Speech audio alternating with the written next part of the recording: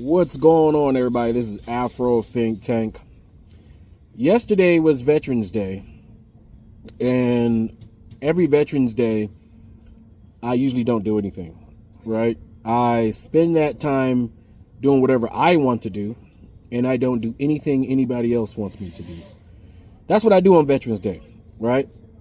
Not to be confused with Memorial Day, because there's a lot of people who say thank you to me on Memorial Day when Memorial Day is for veterans that didn't make it. All right. I'm a veteran that made it. So Veterans Day is for me. And I got a lot of comments from a lot of my, my veteran subscribers. It's a solace moment for us, because in this world, right, you have different classes of people, right? You have your peasant class, right? That's the majority of people. The majority of the global population are peasant class, right? And then you have the upper class, the 1%, right? And you got the various different managerial classes. But there's a special class of human being, right? That's the veteran, the warrior, the physical politician, right? The politician that takes direct action, that is what a warrior is. We're the ones who go out and do the dirty work for the politicians. We're the ones who go fight so that the world can be molded, moved, and turned and twisted, whether for good or bad. And as a warrior, as a combat warrior, right, I have a respect for other warriors, other people who put on the uniforms, even if it's another uniform from another country.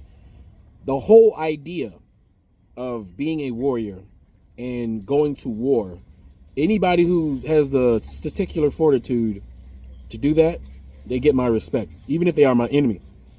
And as a real warrior in this world of warrior class, because I'm a warrior class, right? There's a whole bunch of us warrior class people who throughout history, the warrior class used to get a certain level of distinction and respect, right? Throughout history, right? But now it seemed to have waned a little bit, and we get a little disrespected by those who we fight for or on behalf of. And I understand that the global politics, right, makes it so people like to blame the soldier, right, for what it is that soldier's government is doing, right? But I never blame the soldier, right, because I know what the soldier is doing. I know what the soldier mindset is. A soldier is usually some 17, 18, 19, 20-year-old kid, right, who signed up because he wanted to be patriotic, or in other circumstances, he signed up because he wanted to defend his country, or maybe he wanted to go to school, didn't see any opportunities, and he thought the military would be a great place. Maybe it's a tradition in their family. They have always been a part of this warrior class. My family has always been in the warrior class of America. Every major war, a male in my family, males in my family has fought on behalf of America, right? Even though America doesn't seem to want to fight for me or my people, we have, as the most patriotic Americans in America, black people, we have fought for this country, right? Every single time. And you see, the soldier doesn't fight for ideology. The soldier doesn't fight for rich people in suits and their agendas. The soldier fights for his brothers and sisters beside him. The soldier fights for that other soldier, that other Marine, that other sailor that joined the military for whatever reason, and now they just happenstance be next to each other.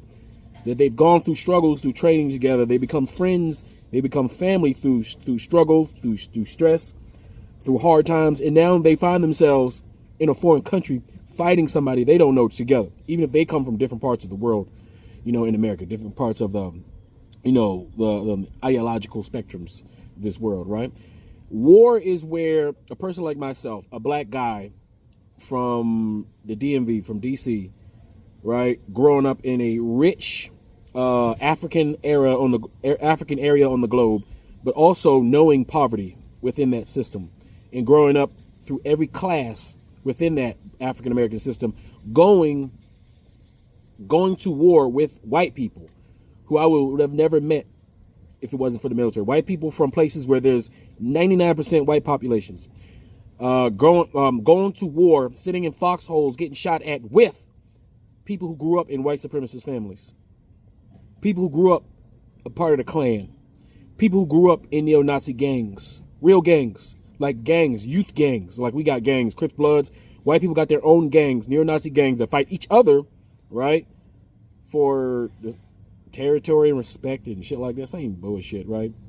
You know, because these neo-Nazis and these white supremacist gangs, they conduct illegal criminal activity as well, right?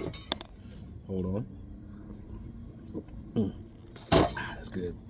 And so I've been in situations to where me, someone who would see this European American as my enemy, because they grew up as my opposition. They grew up being trained to hate me as I grew up, right? Knowing I should hate them for good reason.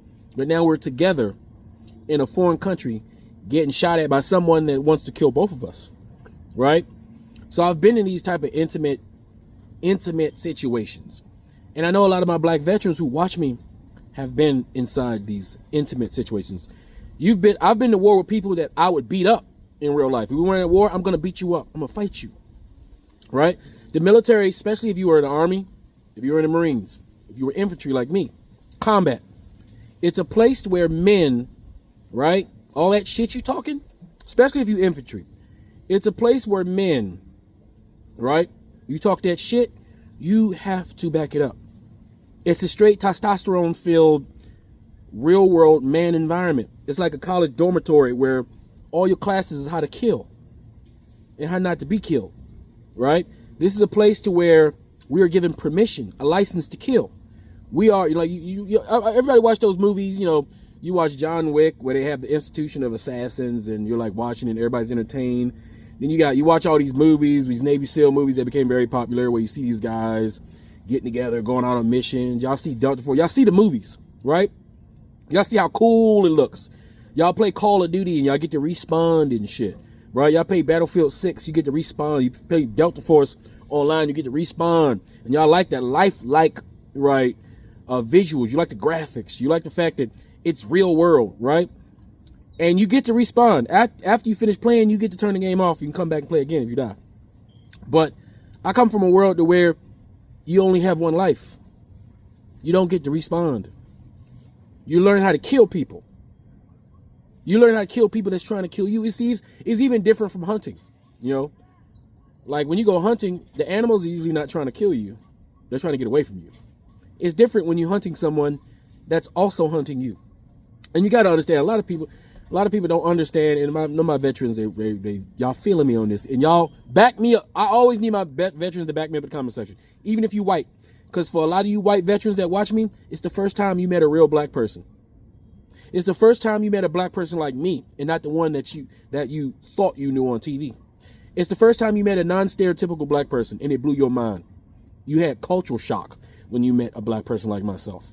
I've met so many racist white people who are only racist because the TV taught them to be racist, or because their father in the societies and communities they grew up with to be racist. Then they met me. And they were so shocked and impressed by me, they wanted me to take me home to show me to their racist family to say, look, y'all was wrong. I did not participate in those type of activities. Okay? No. We can talk on the phone, but I'm not going to your place. That's not happening. But I've been in situations to where I'm with these people who are supposed to be my ops. And a lot of these people, even though we were in foxholes together, getting shot at, getting bombed on, right? They came out and they still voted for Trump, and they're still kind of racist. And I cut a lot of them off, right? But they still perpetually try to get me back in their friend circle because they miss me. And a lot of these white veterans who I went to war with, where they come from, they didn't understand the concept of racism, the structural racism. They didn't understand any of that stuff. And with this new enlightenment that we got going on with Trump, putting everything out on Front Street, it made a lot of my white veterans very uncomfortable because they didn't know how to confront it with a black friend. They didn't know how to navigate the social change in America with their own upbringings along with the new reality. And I had to cut a lot of them off, right? And they are still to this day, because white folks make a black friend, they get a little obsessive. They'll take years. They will not give up. It's crazy, right? Because they have, Trump, brought a lot of stuff to light, and I just wasn't having it. It's just what it is. Like, what? Right? So, it's a different game when you out there killing and getting killed. When you with somebody one day and then you're not with them the next day because they're dead, because somebody killed them. But it's okay because we're at combat. You see, you got to understand, when you go to war, despite all the judgment that we get from civilians who don't know anything about war, right? And they judge us because of the political reasons we are in any location. When you're at war, when you're there in theater, right? Despite whatever you think politically or why you're there, whatever, you got to be good at your job or you'll die. If you make a mistake, you'll die. You got three things is going to happen to you after war. Best case scenario, you go to war, you do your job, you come back, and for the rest of your life, you have to deal with the things that you did. You have to deal with the lives you took. You have to come to grips to why you were there taking that life. You have to deal with why your friend didn't come back. You have to deal with why you and your friend was training for a year and a half, busting your ass only to go over there and for them to be dead within a week. All that training just to get yourself killed for some rich white person in the suit to get some oil, to get some minerals, to get some gold, to have some strategic advantage, to get somebody, another rich Arab in suits, like for all the political reasons that people send their children off to war, right? None of that stuff matters to us. We are there and we have to deal with the real world consequences of that. That's the good, if you make it out, right? Now, worst case scenario, you get killed. That's the worst case scenario. And sometimes that's really not the worst case scenario. Sometimes the worst case scenario is you don't get killed. And you come back in purgatory. You come back with a missing arm. You come back with a missing leg. You come back with missing parts of your psyche. Right? You ever notice that sometimes your veterans, you ones you went to war, they may be sitting, and I'm just, if any of y'all ever got any veterans or you are veterans, or you notice that your veteran friend or family member does this, the ones that have been to war, you ever notice that when they're around civilians that are like thugs or consider themselves gangsters or they talking all that rah-rah, you ever notice that your veteran friend would just sit there and look at them? Won't say a word. You ever notice that your veteran friend gets quiet around tough guys who think they tough? Because in that veteran's mind, and this is the truth, because we had to turn it on. You understand? We had to turn on the killing in our mind. Death, right? Battle of attrition. We had to turn that on. You ever notice that we don't say shit? I do it all the time. Because it's like in our heads we're thinking, as a trained killer, we're like, you know what? We can solve this solution. We can solve this problem right now. I can just get up and kill you. And then you wouldn't be doing that thing that you're doing. It's really simple for a warrior. We can solve a lot of problems in our, we have the practical answer to a lot of these situations. We just know that our license is revoked and we can't just do the thing that makes sense to us. So we don't say anything. We don't even put ourselves in that position because we know what we're going to do. We're not fighting for play. Once you cross that line, you can't come back over it. So we avoid getting into fights, because if we get in a fight, we're going to kill. You understand? We're going to finish, because that's all once it clicks, we're going to finish. We don't want to put ourselves or the person that we would finish in that situation, because the situation might not even be that serious. But that's how warriors think. Because when you've been in that shit, when you've seen somebody blow up, body parts, when you've seen your friend's pieces being collected by your other friend and put in the back of a Humvee, when you see shit like that, when you press a button yourself and then you watch somebody blow up because of a button you press, when you see shit like that, when you see a fucking howitzer, quad howitzer out of a goddamn tank of a plane chop off half a fucking mountain and kill 30 mofos right in front of your face, do you know what that looks like? You know what that does to a person? When you see that life, and only like 1% of humanity sees shit like that. The rest of y'all are oblivious. The rest of y'all play it on video games. The rest of y'all see little clips on the news. Sometimes it's bad. You're like, oh, damn, that's fucked up. Nobody can understand unless you've been underneath in that shit. You know what it is to look up and not know if there's bombs about to drop right on your head? You know how crazy that? You want to talk about anxiety? All these people with y'all mental, you want to talk about anxiety? How about going to sleep knowing that somebody's shooting lobbing mortars at you? Somebody is shooting 60 caliber machine gun rounds at you. Imagine that, right? For months, sustainable stress at war, right?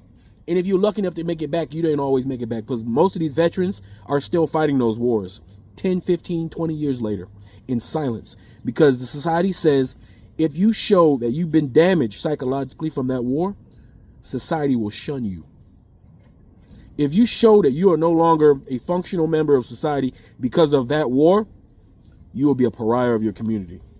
All you get as a war veteran is thank you for your service. And you got to fight the government to get the payments that's owed to you for sacrificing your body.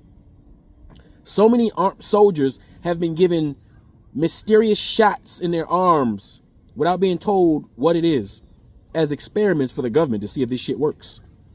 So many veterans are suffering with neurological diseases, with cancers that they can't get rid of because of the chemicals in the weapons. And because, a lot of these weapons got a lot of chemicals that will give you cancer, a lot of radiation, right?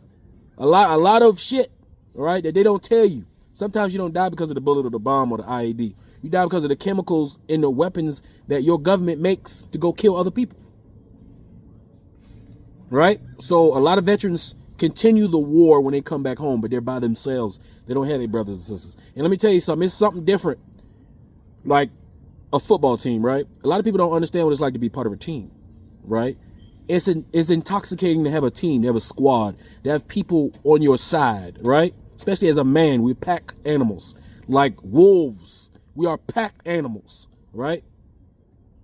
And to be on a team, right? Like to be on a football team and fighting the other football team, that camaraderie that you get, that you feel like you are warriors because you're playing a game, you're simulating war. Sports is war simulation. That's what it's always been, right? And y'all feel like y'all going to war in the trenches when you in that huddle. And then y'all get on that line, right? And then y'all fight with that ball, right? And that's a war. And people get hurt doing that. But in real life, there's a real war where people get together from all walks of lives. And they train and they struggle and they practice and they together and they fight each other. And they build this camaraderie because they're teammates. But this team is a team of death and destruction. And you're going to go fight other teams who train together, who are team members of death and destruction. And you're going to go fight a real game that's not a game in the real world. And your team, all your team members are not going to make it back. They're not going to finish the game. But you still got to play the game.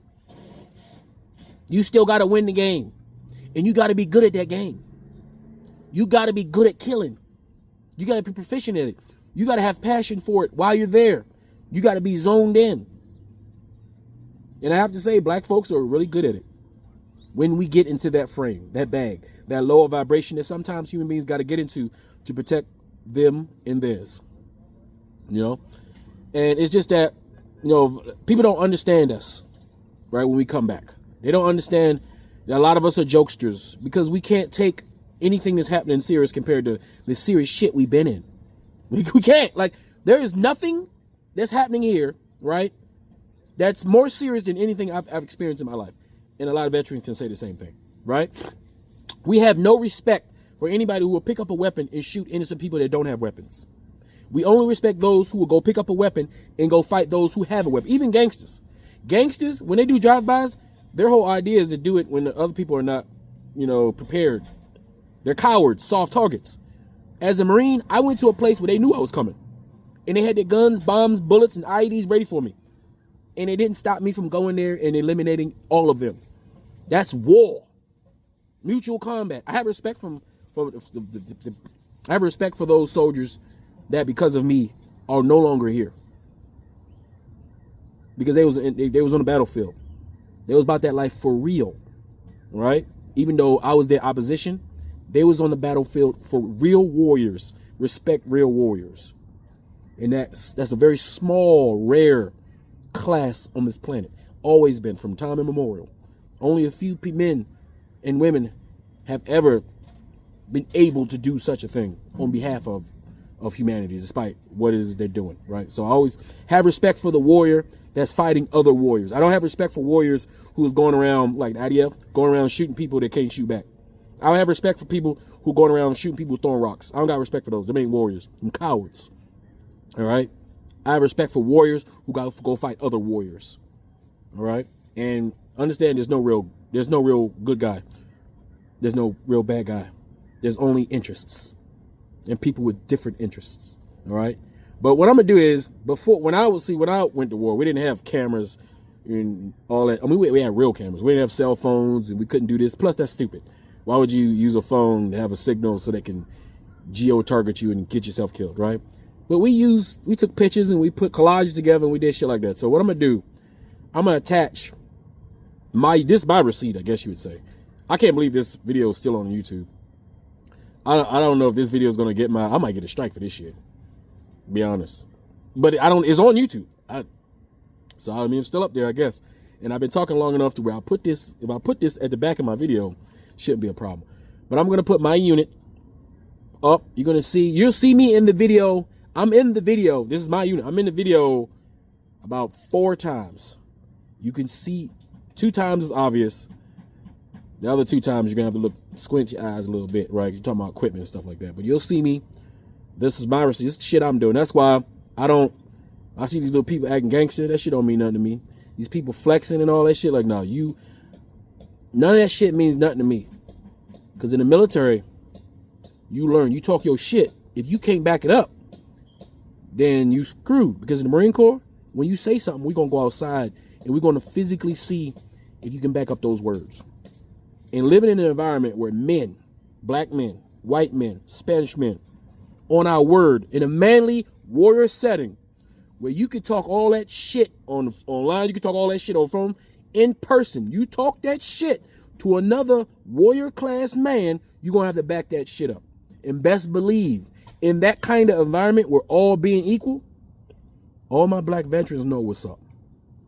We know. That's why I talk the way I talk. My black veterans, we know all being equal. We know for a fact. We know. Now, I'm not trying to disrespect my other veterans. All right. But when it comes to the black man and when he gets in that war frame, we know who the weapon of mass destruction really is. We know who John Wick is. We know who we know who the Equalizer is. We know who Rambo really is. We know. All right. Anyway, y'all tell me what y'all think in the comment section. Tell me where in this video do you think you see me? All right. So put it in the comment section. Where do you see me in this video? Anyway, tell me what you think in the comment section. It's Afro Think Tank. Learn something, teach something. I'm out.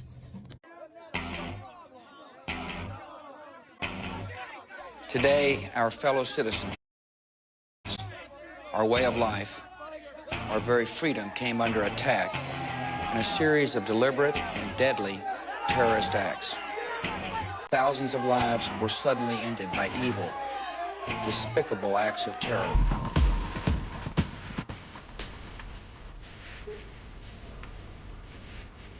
Fire in the hole! Fire in the hole! Fire in the hole!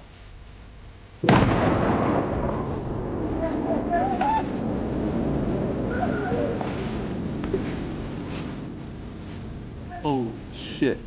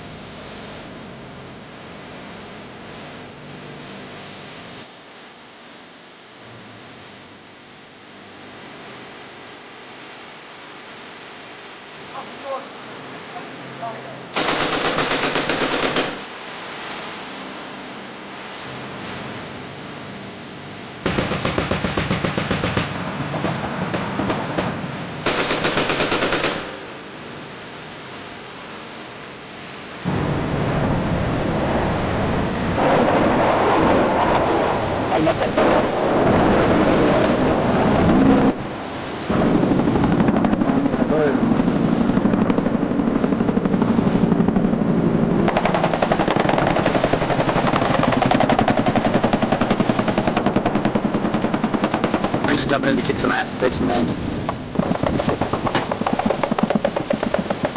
Where's that coming from? Where's that coming from?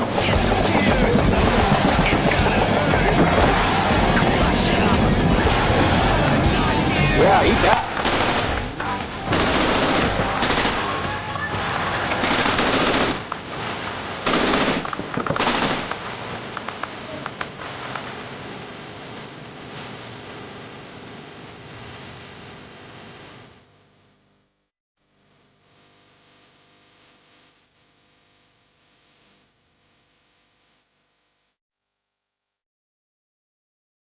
Free Sudan! Boycott diamonds and gold! Free Sudan! Boycott diamonds and gold! We most definitely cannot forget about the people of Sudan! Thanks for watching Afro Think Tank. Don't forget to like, share, and subscribe. And follow me on Substack and Patreon for more content. Remember, it's Pan-Africanism or nothing.